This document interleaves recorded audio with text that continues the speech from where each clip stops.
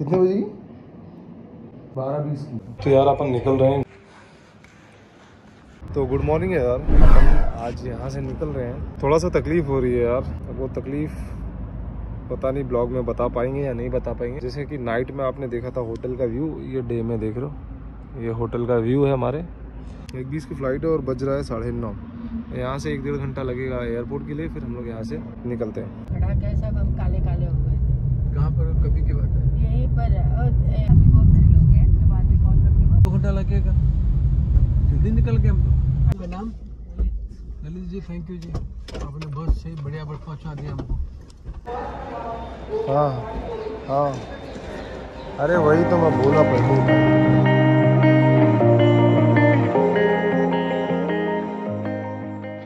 अपन 2.5 घंटा पहले पहुंच गए यार। क्या करेंगे 2.5 घंटा? एक पिक्चर देखते हैं। 2 घंटे के बाद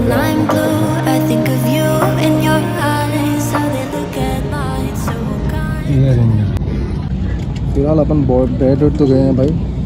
अब मिलते हैं सीधा मुंबई में।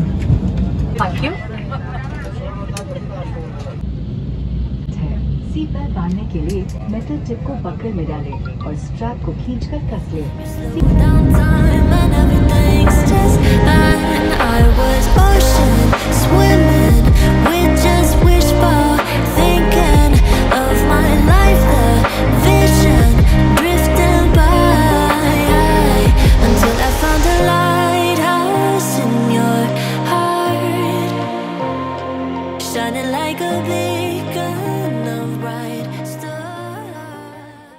करते हुए खुशी है। छत्रपति शिवाजी महाराज अंतर्राष्ट्रीय हवाई अड्डे में आपका स्वागत है। हाँ, अपन पहुँच गए हैं। तो अपन मुंबई पहुँच गए ना 3 बजे।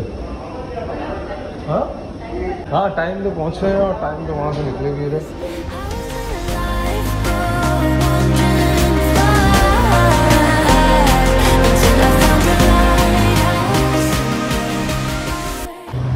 यहाँ तो हम लोग बाहर आ गए हैं। उस दिन अपने से ओला वाले ने ना, अपना रिक्शे वाले ने 300 रुपये ले लिया था। अपन सोच रहे हैं आज बाहर निकल के देखते हैं, 200-250 रुपये में, 200-150 रुपये में काम हो जाए। 300 लगता तो नहीं है, लेकिन उससे महंगा। तो रिक्शा उक्शा पकड़ के मिलते हैं सीधा। तो अपन आज एकदम बाहर निकल जा रहे हैं। बाहर निकल के पकड़ेंगे, जहाँ बच रहा है वहाँ बचाना चाहिए। यार अपन घर पे पहुँच गए हैं। ये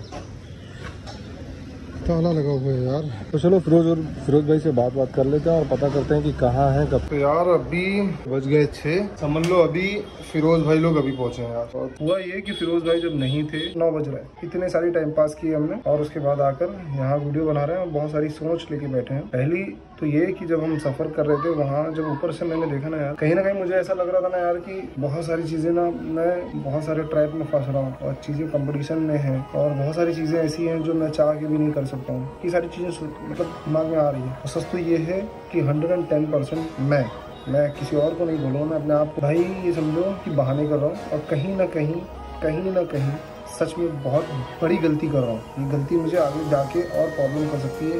अभी भी कंपटीशन उतना नहीं है जितना मैं सोच रहा हूँ। बहुत सारी चीज़ें ऐसी हैं जो दोबारा होंगी। मैंने कुछ चीज़ें किया है लेकिन उनसे कभी सीखा नहीं है। ऐसे बहुत सारी चीज़ें हैं जो मैं दोबारा करके शायद सीख रहा हूँ उनसे। पहले कभी सीखा नहीं इस चीज़ों को। बहुत सारी गलतियाँ की हैं जो शायद आगे भी गलतियाँ करूँ, पर पहले के जैसा नहीं होगा। इस बार मैं बदल रहा हूँ, पूरी तरीके से अपने आप को बदला नहीं है, लेकिन बदल रहा हूँ और बदलने की कोशिश कर रहा हूँ और आगे खुद को बेहतर करता ही हूँ इंशाल्लाह। अल्लाह ने चाहा तो धीरे धीरे कॉन्फिडेंस आ रहा है एक 2 दिन के 3 दिन के सफ़र में। और मैं चाहता हूँ, मैं सोच रहा हूँ यार कि मैं घूमूँ यार थोड़ा सा और बहानेबाजी ना करूँ कि मेरे पास टाइम नहीं है, मैं बहुत जिम्मेदारी हो गई है, मैं तुम्हारी इतना ऑफर बुक कर नहीं पाएंगे।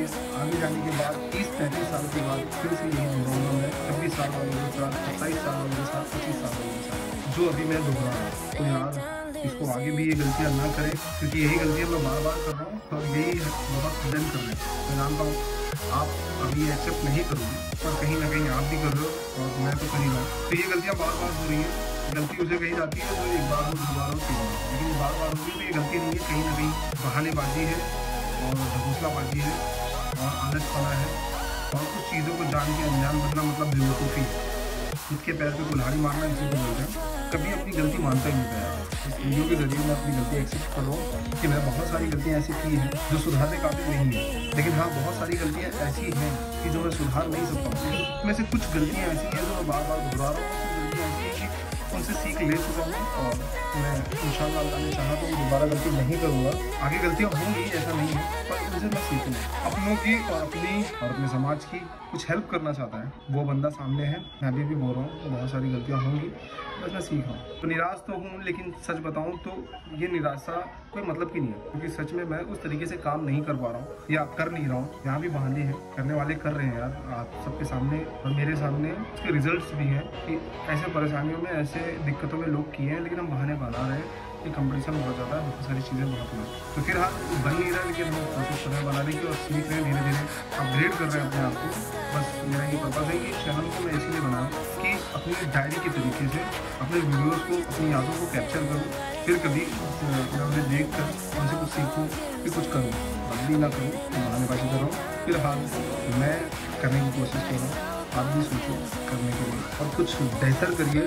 बेहतर से इसलिए बोल रहा हूँ कि यार यहाँ टाटा जी का एयर इंडिया फिर से शायद ले लिया, इसके बारे में ज़्यादा मुझे जानकारी नहीं है। फिलहाल अभी टाटा जी को इसमें चले गया और मुझे कि जहाँ 180 रुपये की छाट मिल रही है वहाँ ये चीज़ें फ्री मिल रही है, तो वहाँ दिल खुश हो जाता है। वहाँ बगल में हमारे साथ एक मैम जाती है और मैम भी बोलती है कि यार टाटा जी सच में ग्रेट थे।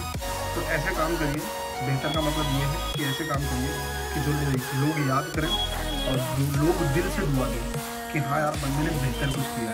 ऐसे टाटा जी की नैनो भी थी जो कि सोच के कुछ विज़न सोच के अच्छे थॉट्स में बनाए थे, बहुतों ने उसको प्यार दिया था, तो उसका मजाक भी बनाया गया था। फिर हाँ ये सारी चीज़ें इसलिए बताया मैंने कि हम कुछ बेहतर करें अपने लिए, अपनों के लिए और अपने समाज, अपने गाँव के लिए। कोई याद करे ना करे, लेकिन इंसानियत वाले काम करें तो बेहतर है। तो मिलते हैं अगले वीडियो में, चीज़ों को बेहतर करते हैं, सोचते हैं, विचार करते हैं, फिर उस पर काम करते हैं। तो अपना ख्याल रखिए। जय हिंद, जय भारत।